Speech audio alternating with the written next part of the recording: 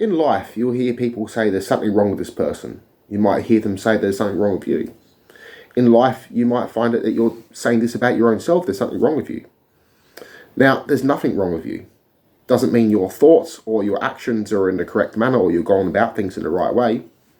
Often when we feel like this towards our own selves, we're caught in the feelings of abandonment, rejection, a self-destructive nature, and when we're around others, we're generally acting nasty. This is a detachment from self, a detachment from oneself, a detachment from nature, a detachment from society. Now, there's nothing wrong with fasting from society. Now, this means taking your own time.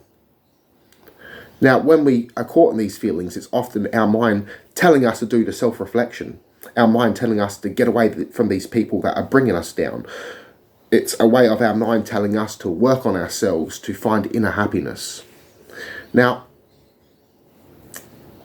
often when we are feeling in our worst, we can be very judgmental to ourselves. To some, it's not easy to bring themselves up, to tell themselves simply that everything's going to be okay, that I might messed up here, but next time I'm going to be successful. Or next time I'm going to go about action in a certain different manner.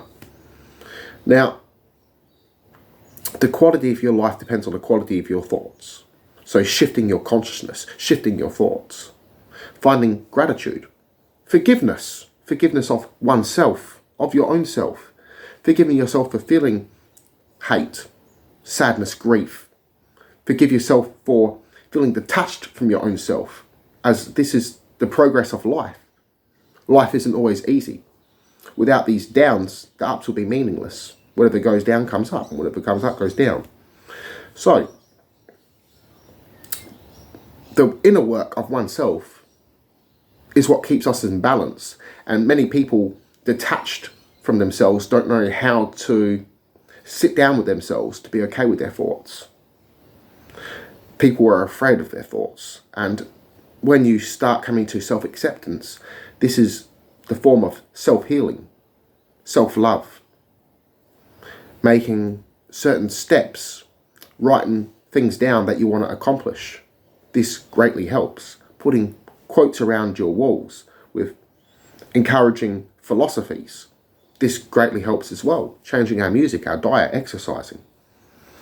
Now, often we get caught in these thoughts of misery is often because of being alone.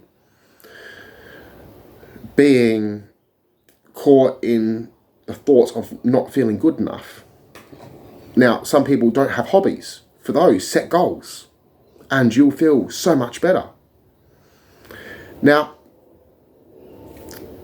those that can't feel alone or don't want to feel like they're alone, start embracing who you are, finding happiness with being alone.